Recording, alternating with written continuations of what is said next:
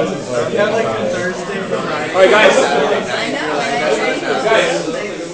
Guys. So I really want this section actually introduces a very important idea, a silly important idea. It's related to first learning derivative itself.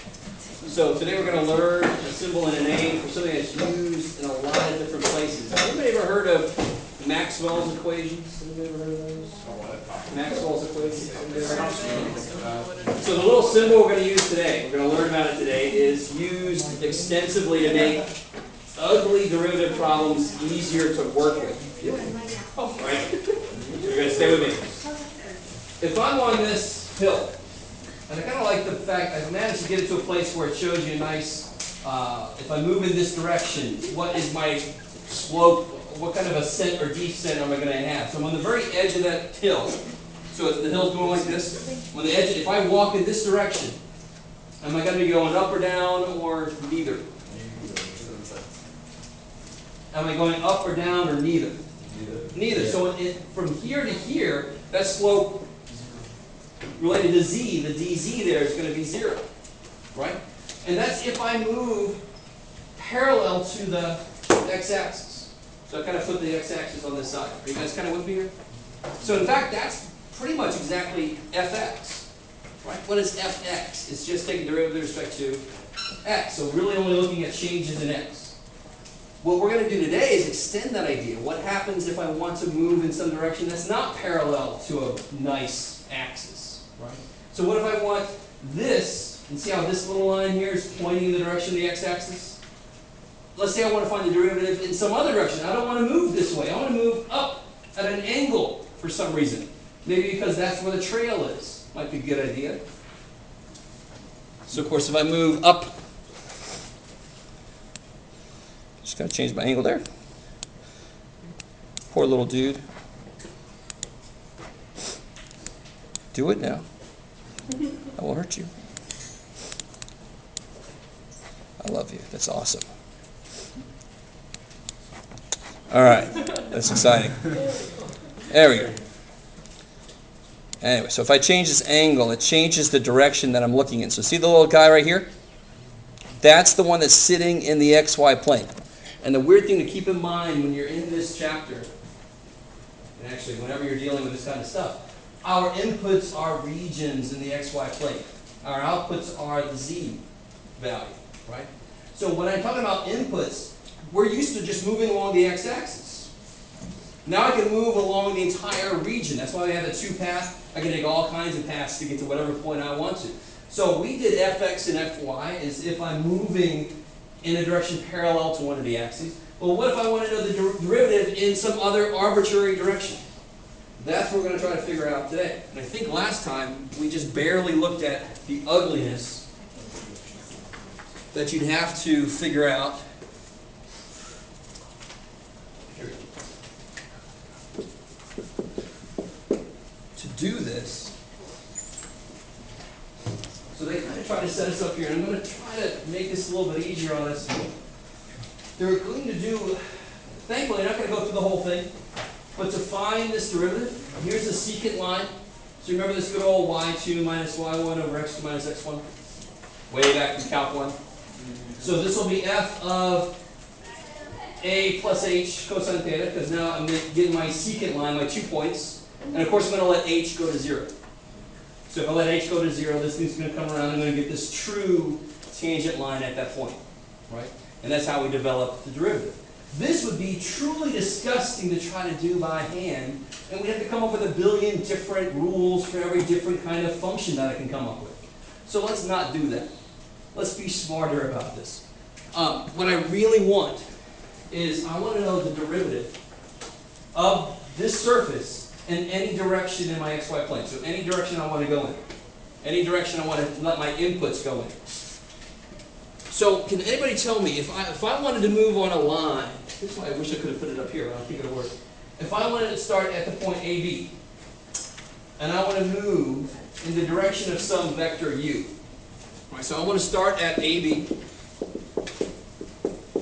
move in the direction of u.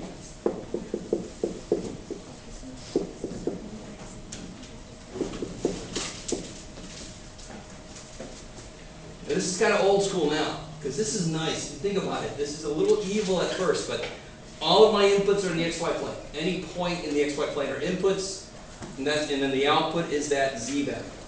That's why you have two independent and one dependent variable, right? So if I want to start inputting stuff into my function in a very particular direction along a line, I want to first figure out what do those inputs look like? What are all the points on that line? So right now, let me get you guys, can you write for me what the points will look like? Find the equation of the line that does this, and then tell me what the points look like on that line. You guys are like, what the freak are you talking about? I want you to start at this point, and I want you to go in the direction of that vector.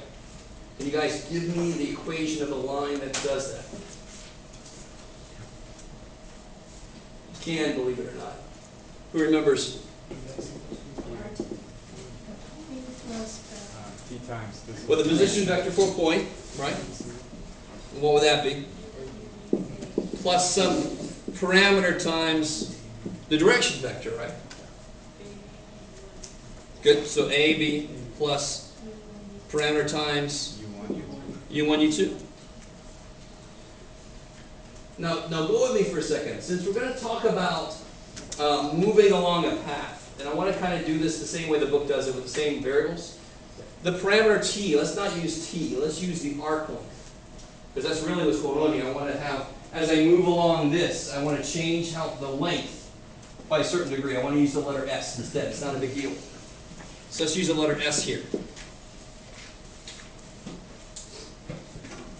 Now the book doesn't do it this way, but it makes more sense to me this way. Hopefully it makes some sense to you guys. So what I'm doing is I'm being very specific about what points I plug into my function. I can plug any points I want to in the domain that's down here in the xy plane. I want to plug them in on this line, which kind of makes sense. I want to know the derivative on this line, so I want to know everything on that line. So what do the points look like? Any arbitrary point is going to look like A plus SU1, B plus SU2. Oops. So now those are just a collection of points now, right? Those are my inputs. Right there. So these are my input points that I want to use. These are the input points on the line in the direction of the u vector, right? That's that line in the direction of the u vector. Cool. So if I develop this, where did the notes go there?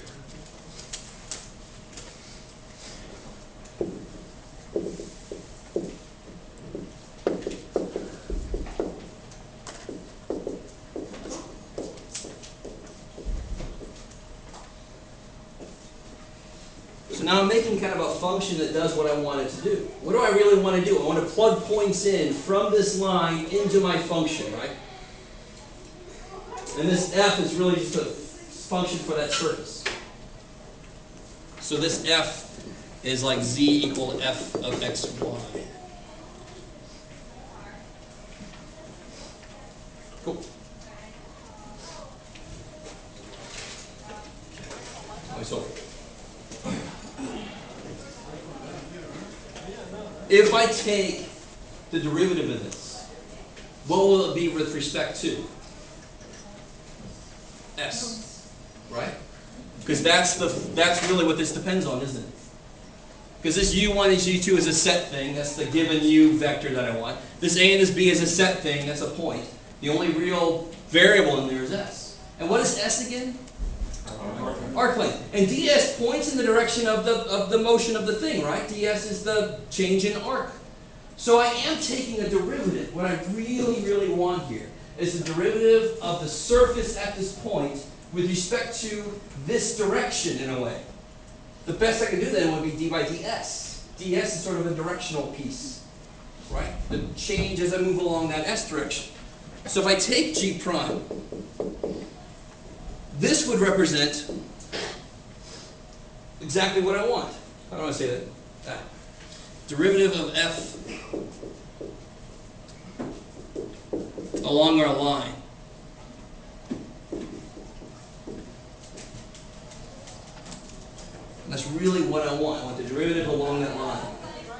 We didn't have to do all this crap when I just wanted a derivative parallel to the x-axis or the y-axis, because then it was easy. I could just do it. We already know how to do that kind of stuff. This is weird.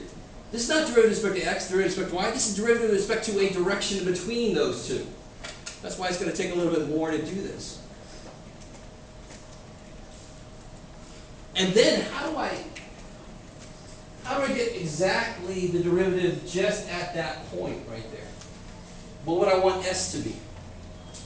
That's the derivative of g. That's anywhere along that function, anywhere along that line, those outputs. I want exactly at the point AB. So what do I set s equal to get exactly at the point AB? 0. So g prime of 0 is actually the thing I want. Will be our directional derivative. Holy crap, right? I mean, it's a lot to kind of digest. I know it is. But it's incredibly important for us to really understand where this thing comes from. The funny thing is, this directional derivative, don't think that's the main deal here. It isn't. It's kind of a side deal. The important thing that comes out of this is the gradient. We'll see that in a minute. We'll see what the hell that is. So let's try to do this derivative. Why, Jeff? Because I don't know. Just guess. So here I have, let me get you guys to understand a couple things. If I define it like this,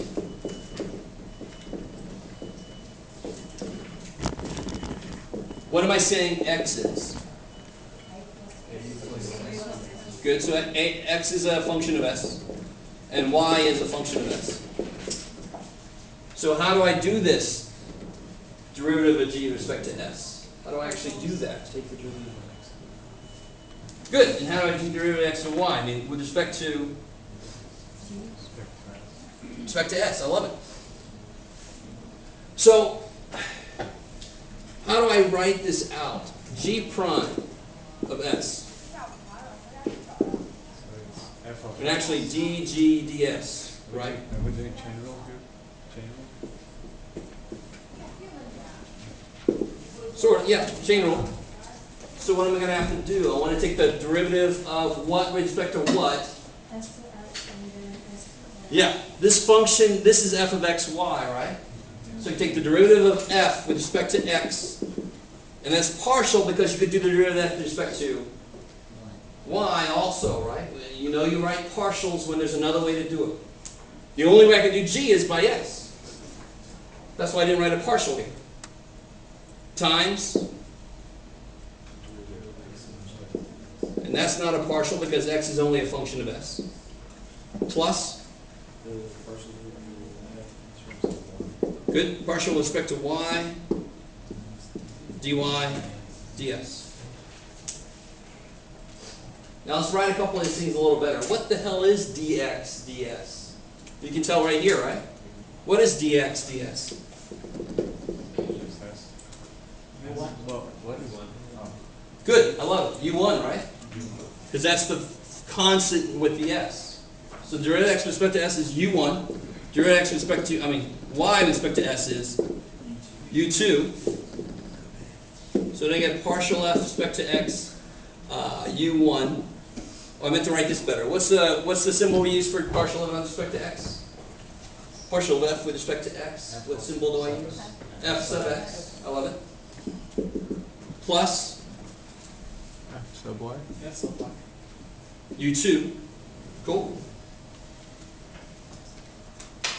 Now here's the part that, I don't know if we're really up on looking at things this way. Anytime I see a plus sign in between things, my brain starts to try to break it down into dot products.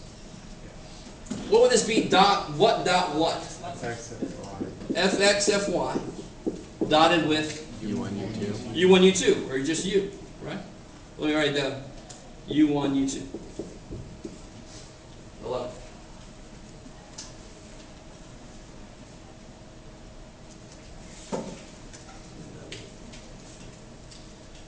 So to find the directional derivative, let's do a concrete problem right now before I get into what the pieces here really mean. And this is, if you think about it, this is really kind of nice. This is just breaking down the x component and the y component along that u vector, right? u1 is u in the direction of x, so it gets multiplied by the x piece. u2 is in the direction of y, it gets multiplied by the y piece. It just divvies up exactly like we think it should do. If I'm all x, I'm all x. If I'm all y, I'm all y. If I'm in the middle, I got to take the components, don't I?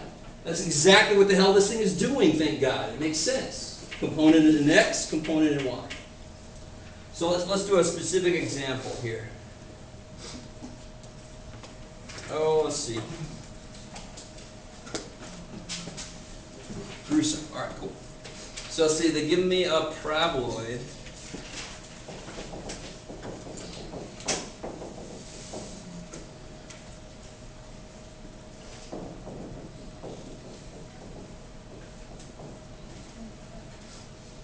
Plus 2.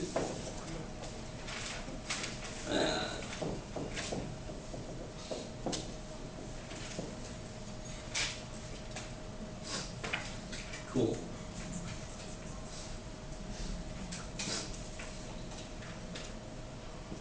So find the directional derivative in the direction of,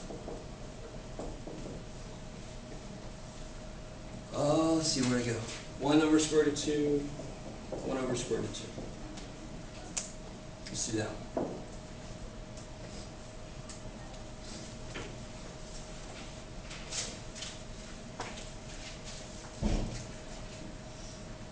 Little thing about u here that actually was kind of important is the fact that it is a unit vector. So u's got to be a unit vector. So if I want to be in the direction of 4, 5, before I can do any of this, I have to make it a unit vector. You can't have any of the length of that thing involved. Right? Got to get that out of the way. Thankfully, this is a unit vector, right? Squared this, square that, add them up to get 1. Yeah. So see how this kind of like flows together here. Let's see how we do this. So what should I do first? I mean, to be able to do a directional derivative, so now I can call this what it really is, du. What do I need to get a hold of first? I've already got u, so what am I missing? Of x and y. Fx and fy.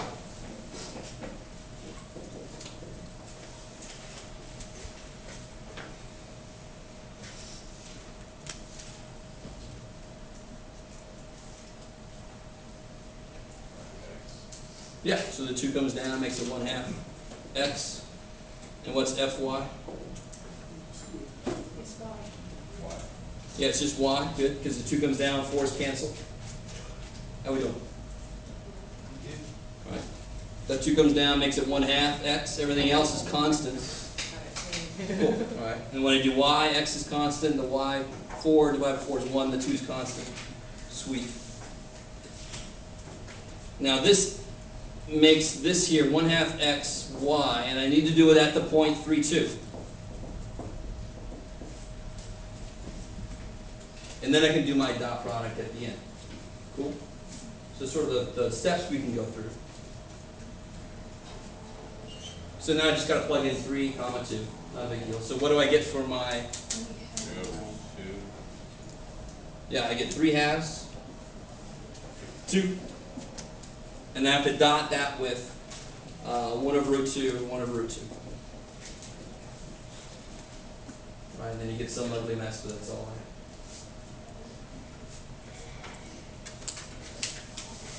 Go ahead and get that down to like a decimal.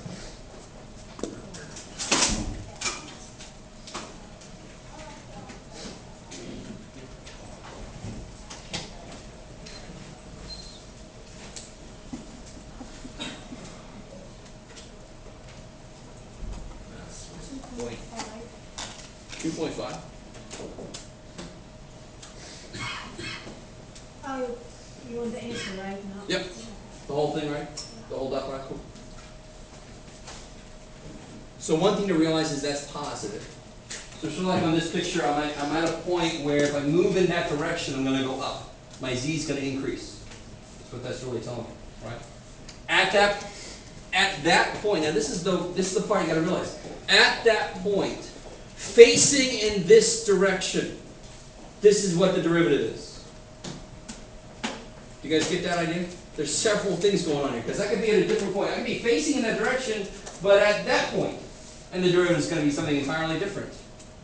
So I need both of those things. I need to be at a point facing in some direction, and that tells me I'm going to go up, I'm going to go down, is it going to be 0, I'm going to be flat, right? What's that number? Yeah. Sorry, 2.5? Yeah, what's it represent?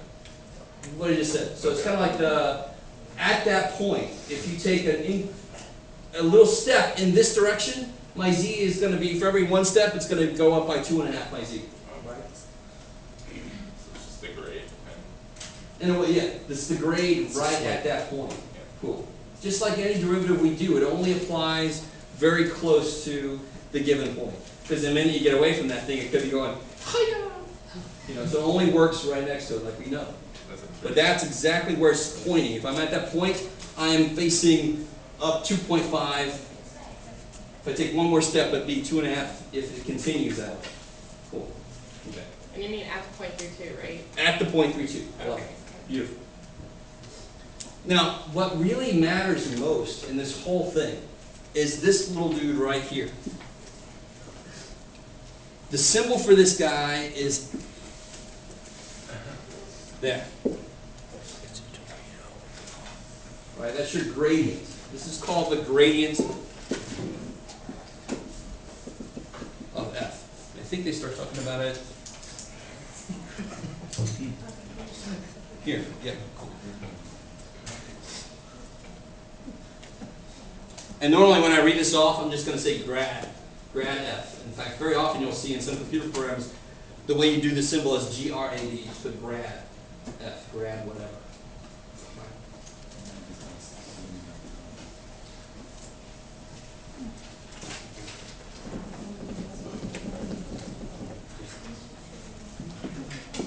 Is it just like an upside down triangle, or it's like? Exactly. Okay.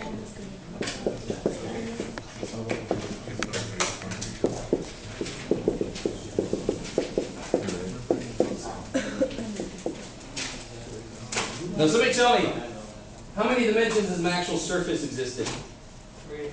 I like it. How many dimensions does my gradient exist in? 2. I love it because the gradient is all about the direction of my inputs, right? If my inputs move in a certain direction, what would my surface do? That kind of thing. Okay. All right. Cool, cool, cool. This little dude is used a lot. Right. Learning this guy is, like I said, is learning to take the step from limit to derivative, and then you use derivatives everywhere. This is sort of just basically the equivalent of derivative in higher dimensional stuff, right? Okay, there will be other equivalents of derivatives to talk about later, much like there's more than one multiplication when you start talking about vectors and stuff. Let's try to just calculate some gradients.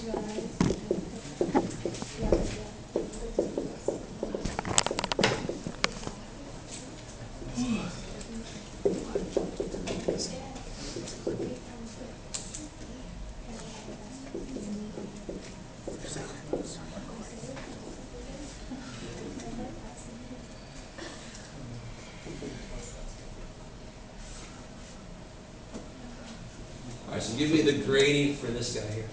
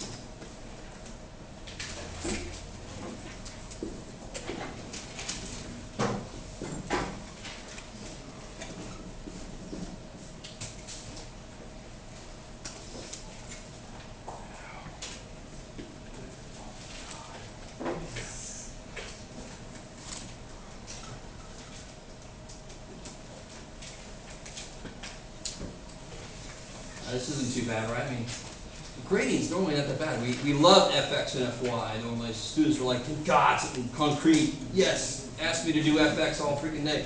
So what is fx?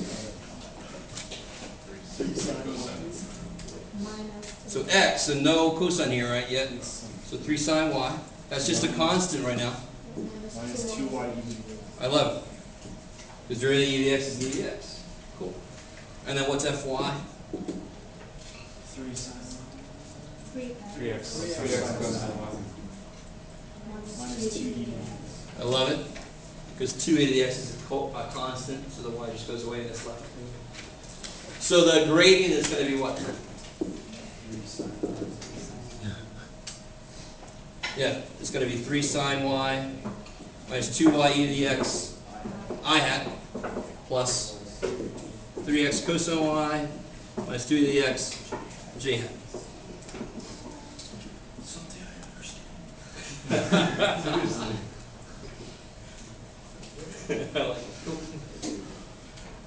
Let me see if I can, maybe that's not the best example to do this from. Notice how that's done. That's just, all I asked for was the gradient. In general, the directional derivative is the gradient dotted with the direction you want to point in, right? Try to figure out what the gradient itself tells me, because I said it was very important, so it should tell me something by itself. When will this thing be the biggest it could be? At a specific point, when will this be the biggest it could be? That equals to 1. Maximum at some set A, B. So given some f, given some AB, given f, given AB, and I'm going to put you down on the hill, and you can face any direction you want. When will this be a maximum? When will that directional derivative be a maximum? When will the dot product be maximum? When the two vectors involved are doing what? 0 degrees. Yeah, 0 degrees, right? Because what's dot product? U, V, cosine theta. Cosine theta is biggest and theta is 0. So if the gradient and the direction I'm facing in are in the same direction, this will be the biggest, right? And the smallest is really just facing the opposite direction, because that'll be negative then. Not the smallest, but the most negative. So the most positive derivative would be if these guys line up perfectly, and the most negative would be if they are directly opposite of each other. Not perpendicular, but just one's facing the other direction. Right? Perpendicular directional derivative would be 0. I love it. And that deserves its own note. So it's a maximum when the gradient and u are at 0 degrees. It's 0 when the gradient and u are perpendicular. And it's max positive, let me say. Max negative when delta f and u are facing in opposite directions, 180 degrees. So really, the gradient then, here's the idea. The gradient exists by itself. I can face whatever direction I want to, but what way should I face if I want to go up the fastest? I should face the same way as him, right? And what way should I face if I want to go down the fastest? I should face directly opposite from where he's pointing. So the gradient points in the direction of the steepest increase. That's what it does by itself. It points in the direction of the steepest increase. I said that twice over. It must be a note. Let me see how that, here, page 835. F has its maximum rate of increase in the direction of the gradient. Page 835.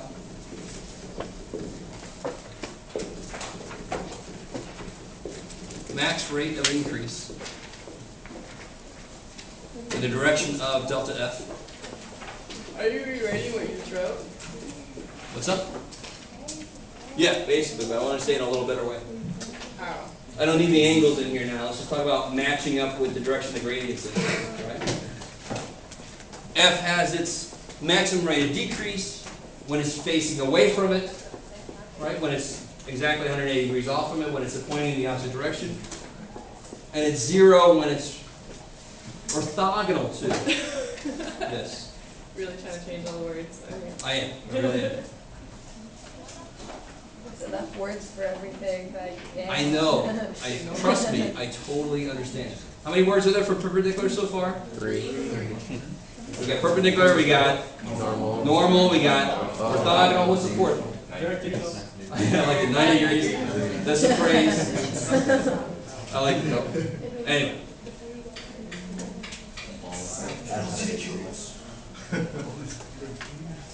So now, what have we already looked at? What did you actually just draw earlier today that dealt with not going up or down, which would relate to which situation? Yeah, level curves. So aren't the gradient, when the gradient and the direction you're facing in are orthogonal, doesn't that define a level curve? Right? So therefore the gradient is always orthogonal to level curves. Blah, blah, blah, blah.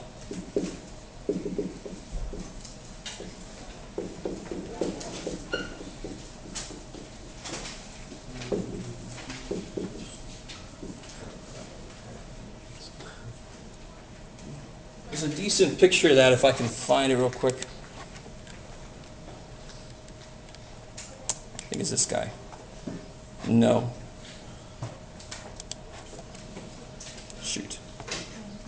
Let's see which one is in the book. Here we go. Figure 12.7.3. Oh, it is this one. There it is. Neat. See if I can get this in a decent right now.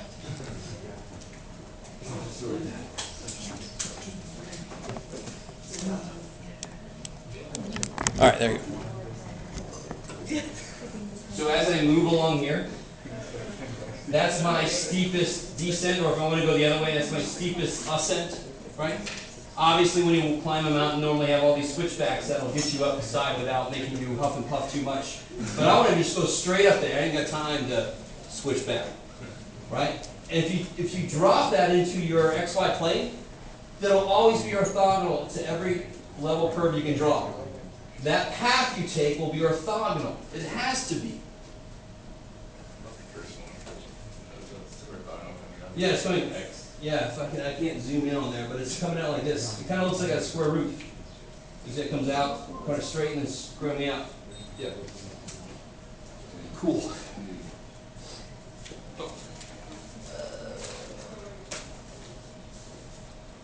Oh, cool.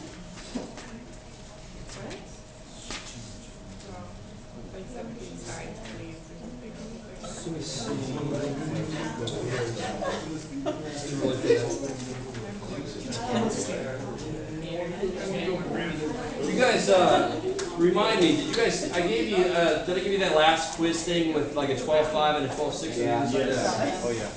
Do you guys still have those? Yes. Maybe. Maybe. 90% of it.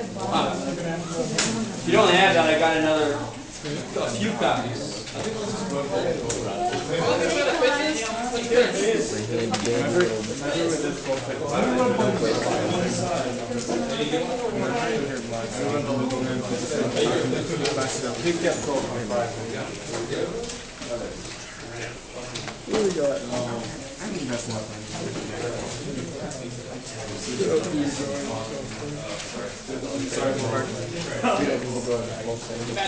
Oh yeah, Matt. All the Fixed it, you shocked it. So you just got scared and started itching more. Yeah, because they can Okay, cool. You guys should be able to do all of these actually. Let's go ahead and try to do these. I say less than I really mean to use. So go ahead and try to do these. What? Potatoes? What happened? I was on a massive I got off my bike and I was walking and fell on the ground. Oh, yeah. What a loser. Seriously. It's like you're biking your bike. That's depressing. It's been on a massive mountain today. So that's the gradient. I just rode a bike and moved